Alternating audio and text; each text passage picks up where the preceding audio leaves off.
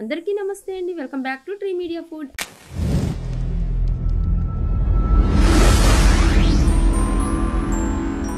ఎలా ఉన్నారు అందరూ? నోటికి కారం కారంగా, కొంచెం క్రిస్పీగా, అలాగే పీస్ ఏమో జ్యూసీగా. అబ్బో భలే ఉంటుందండి ఈ చికెన్ ఫ్రై. పప్పుచారు, సాంబార్, రసం, పచ్చళ్ళు ఇలా వీటికి పక్కన నంజుకోవడానికి ఈ చికెన్ ఫ్రై అయితే సూపర్ అంటే సూపర్ ఉంటుందండి. బ్యాచిలర్స్ సైతం ఈ చికెన్ ఫ్రైని చేసేయచ్చండి, అంత ఈజీ అనమాట. మరి ఇంకా లేట్ చేయకుండా ఎలా చేసుకోవాలో ప్రాసెస్ ఏంటో స్టార్ట్ చేసేద్దామా? ముందుగా ఒక గిన్నెలోకి ఒక 1/2 kg శుభ్రంగా కడిగిన చికెన్ని తీసుకోండి. ఇప్పుడు ఇందులో ఒక 1/2 టీ స్పూన్ వరకు పసుపు, 1 టేబుల్ స్పూన్ వరకు కారం, రుచికి సరిపడినంత ఉప్పు వేసేసి బాగా కలుపుకోండి.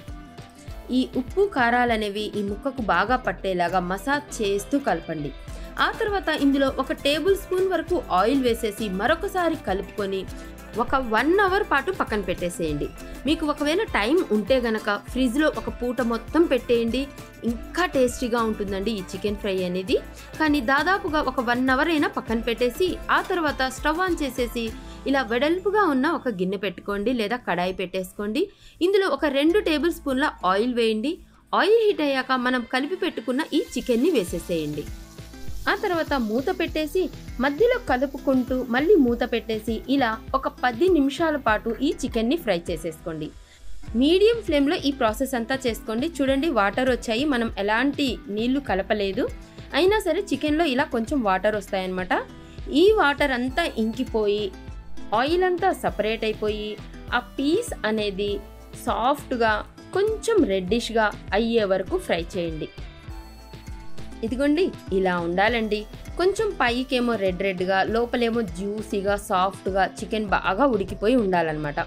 ఇలా ఫ్రై చేసుకున్నాక దీన్ని ఒక ప్లేట్లోకి తీసి పక్కన పెట్టేసుకోండి. ఈ చికెన్ ఫ్రై చాలా టేస్టీగా ఉంటుందండి.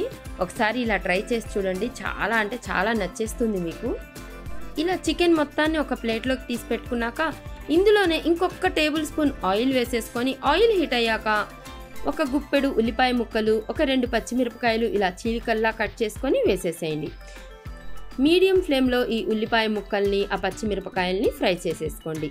ఒక 2 మినిట్స్ ఫ్రై చేశాక ఒక 1/2 టేబుల్ స్పూన్ అల్లం వెల్లుల్లి పేస్ట్, 1 టేబుల్ స్పూన్ కొబ్బరి పేస్ట్, అలాగే 1 టీ స్పూన్ ధనియా పౌడర్, ఒక 1/2 teaspoon garam masala, 1 teaspoon chicken masala కూడా వేసేసి మీడియం ఫ్లేమ్లో ఈ మసాలాలన్నీ ఫ్రై చేసుకోండి.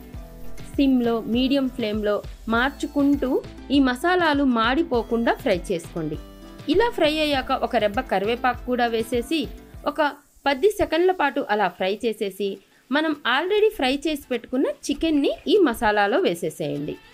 ఇప్పుడు ఈ మసాలాలన్నీ చికెన్కి బాగా పట్టేలాగా బాగా కలుపుకోండి. ఒక 2 మినిట్స్ సిమ్లో పెట్టేసి ఇలా బాగా కలుపుకోండి.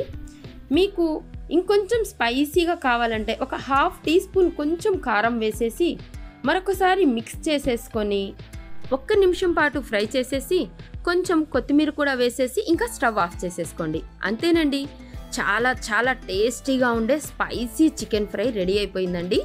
ఇది చాలా అంటే చాలా టేస్టీగా ఉంటుంది, టెంప్టింగ్గా ఉంటుందండి. తింటుంటే భలే అనిపిస్తుందండి. ఒకసారి ఇలా ట్రై చేసి చూడండి, ఎలా వచ్చిందో నాకు కింద కామెంట్ బాక్స్లో చెప్పండి.